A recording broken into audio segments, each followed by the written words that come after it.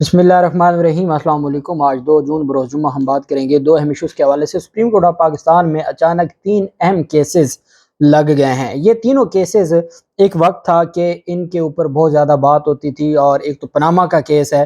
Panama पर नवाज शरीफ वगैरह को जो घर भेजा गया था, तो बाकी जो लोग थे, बड़े बड़े लोग थे उसमें, मुस्लिम लीग नून से जुड़े बड़े सियासतदान थे, जहांगीर तरीन ग्रुप था, अलीम खान लोग थे, और बाकी जो मुख्तलिफ बड़ी सियासी जमातों के साथ जुड़े लोग थे, उनके नाम थे, और उनके खिलाफ कार्रवाइयों का जो इंक्वायरी थी वो मामला पेंडिंग था, जो अब आके दोबारा फिक्स हुआ है। बेंच भी तगड़ा बना है, और उसके साथ ही दूसरी जानब जो 2 अहम केसेस समाअत के लिए मुकर्रर हुए हैं, वो भी बहुत अहम है, और अचानक इन केसेस का मुकर्रर होना ये खुशाइंद है।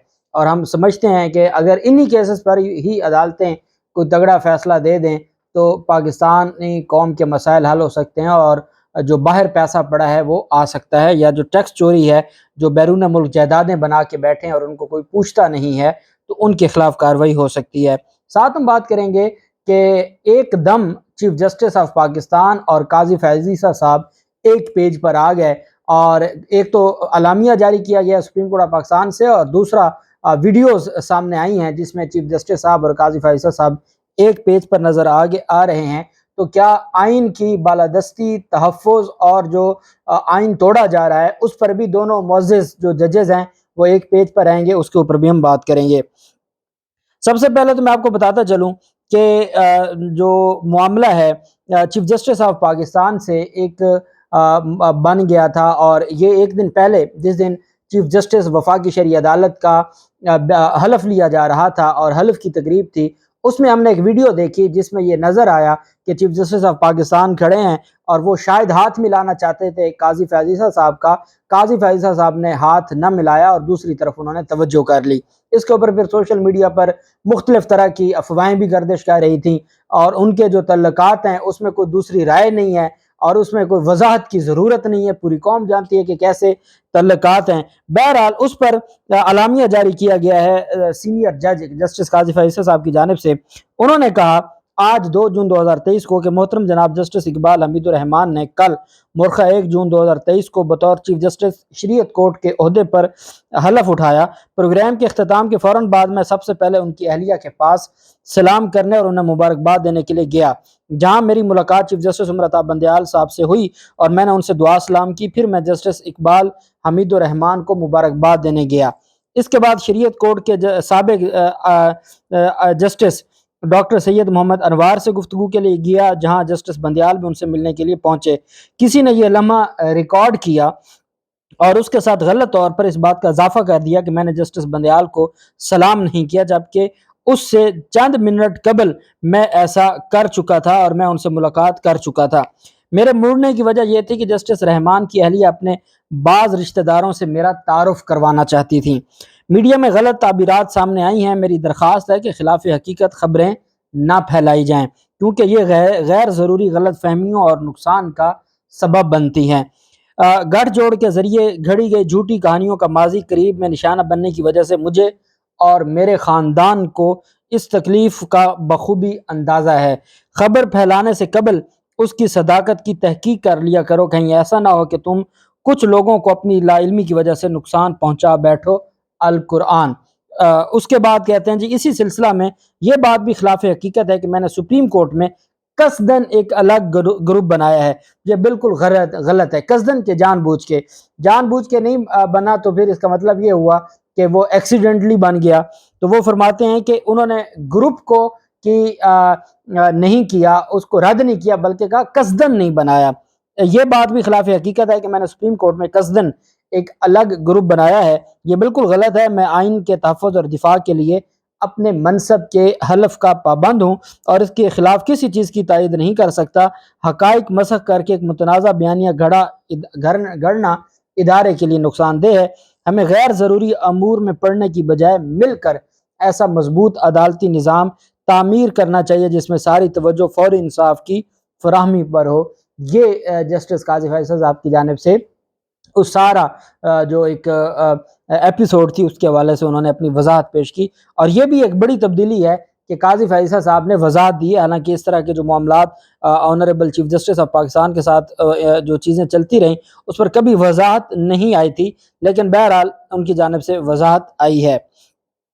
دوسری جانب جو معاملہ ہے وہ ہے 16 سالہ ایک پرانا کیس ہے، اس کیس میں اہم پیش رفت سامنے آئی ہے اور اس کو سماعت کے لیے مقرر کیا گیا ہے، اور اس کیس کے اندر چونکہ یہ کافی عرصے سے پینڈنگ تھا، اور آپ جانتے ہیں ہمارے ہاں تو سپریم کورٹ آف پاکستان میں ہائی کورٹس میں 1990 کے کیسز پڑے ہیں، 2000 کے کیسز پڑے ہیں، 2010 کے کیسز پڑے ہیں، بہت پرانے کیسز بڑے ہیں۔ ایک دفعہ کیس لیفٹ اوور ہوتا ہے، 2 سال وہ کیس سماعت کے لیے مقرر ہی نہیں ہو پاتا، جس کی وجہ سے پھر جو چیزیں ہیں وہ درست نہیں ہو پاتی۔ سپریم کورٹ میں بینکوں سے 54 ارب روپے قرض لے کر معاف کروانے والے 222 افراد کے خلاف از خود نوٹس سماعت کے لیے مقرر کر دیا ہے۔ 222، یہ 16 سال پہلے ایک از خود نوٹس لیا گیا تھا سپریم کورٹ کی جانب سے کہ جن لوگوں نے بینکوں سے اپنے قرضے معاف کروائیں، اب قرضے کون معاف کروا سکتا ہے؟ کوئی عام آدمی تو نہیں کروا سکتا۔ قرضے معاف کروا سکتے ہیں یا وہ اس گھر سے جڑے ہوئے ہیں یا وہ اس گھر سے جڑے ہوئے ہیں، 2 ہی لوگ ہیں۔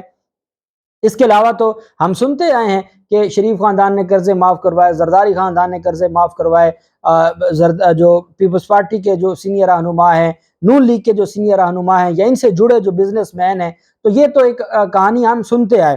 اب 222 وہ لوگ جنہوں نے اپنے قرضے معاف کروائے ہیں، اور یہ کون ہے قرضے معاف کروانے والے؟ یہ کوئی عام لوگ نہیں ہیں۔ جسٹس اعجاز الحسن صاحب کی سربراہی میں سپریم کورٹ کا 3 رکنی بینچ 7 جون کو 54 ارب روپے قرضہ معافی کے خلاف از خود نوٹس کیس کی سماعت کرے گا۔ جسٹس منیب اور جسٹس جمال مندوخیل صاحب اس میں شامل ہوں گے۔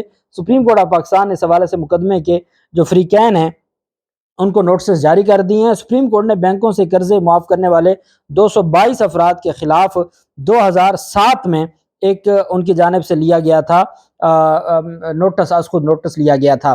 دوسرا ایک کیس ہے سپریم کورٹ آف پاکستان میں جن کی غیر ملکی اثاثے ہیں، غیر ملکی اثاثوں پر ٹیکس کے خلاف درخواستیں سماعت کے لیے مقرر ہو گئی ہیں چیف جسٹس عمرتا بندیال صاحب کی سربراہی میں۔ اب غیر ملکی اثاثے بھی کسی عام بندے کے تو نہیں ہیں۔ سپریم کورٹ آف پاکستان نے غیر ملکی اثاثوں پر ٹیکس کے خلاف درخواستیں سماعت کے لیے مقرر کر دی ہیں۔ 7 جون کو عمرتا بندیال صاحب کی سربراہی میں 3 رکنی بینچ سماعت کرے گا۔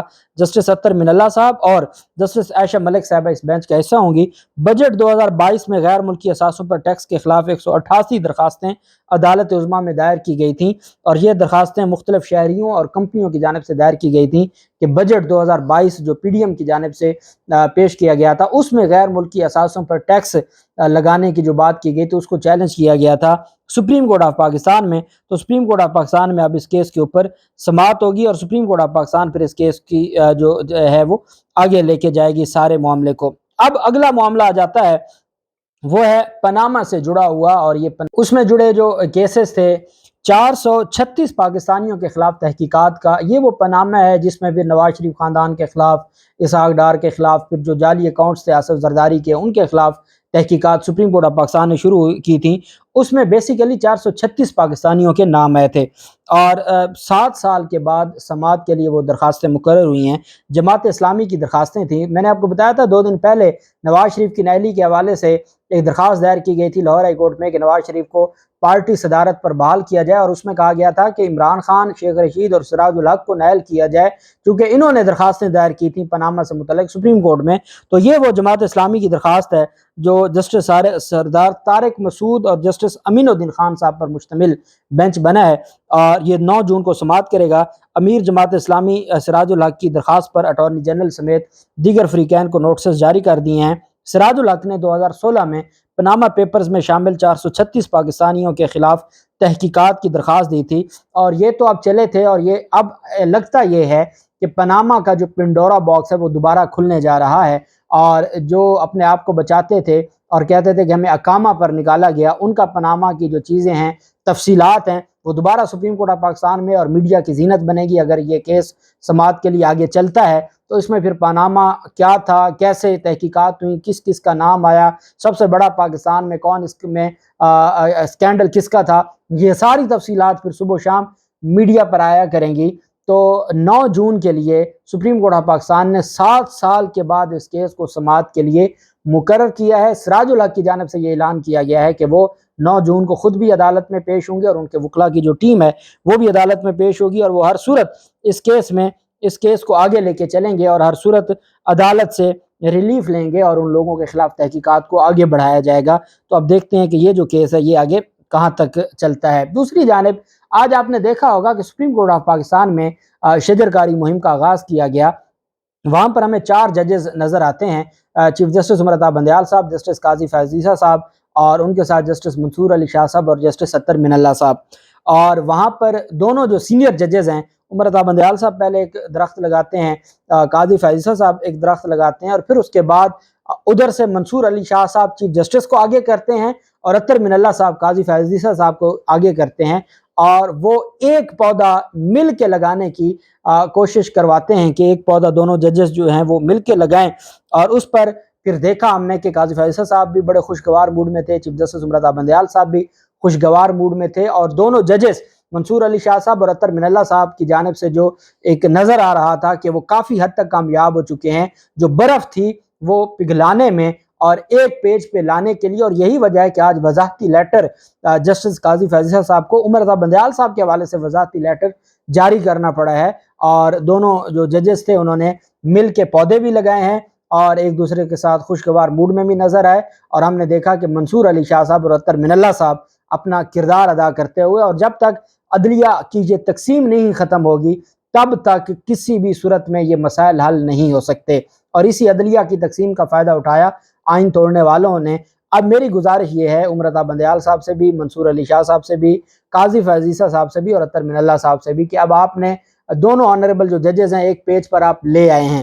اب گزارش یہ ہے کہ جب آپ کے اختلافات نہیں ہیں، قصداً آپ نے کوئی گروپ نہیں بنایا اور آپ اکٹھے ہو گئے ہیں، ایک پیج پر آ گئے ہیں، تو خدارا جو آئین توڑا جا رہا ہے، پاکستان کے 2 صوبے بڑے صوبے ان دونوں میں اس وقت اسمبلی نہیں ہے، بجٹ آگے کیسے منظور ہوگا، غیر آئینی نگران حکومتیں بیٹھی ہیں، اور وہاں پر عوام اپنے نمائندوں سے محروم ہے، اور تقریباً 5 ماہ ہو گئے ہیں انتخابات نہیں ہوئے، 90 دن کا جو آرٹیکل 224 ہے وہ توڑا جا چکا ہے، سپریم کورٹ کے فیصلوں کو روندا جا چکا ہے۔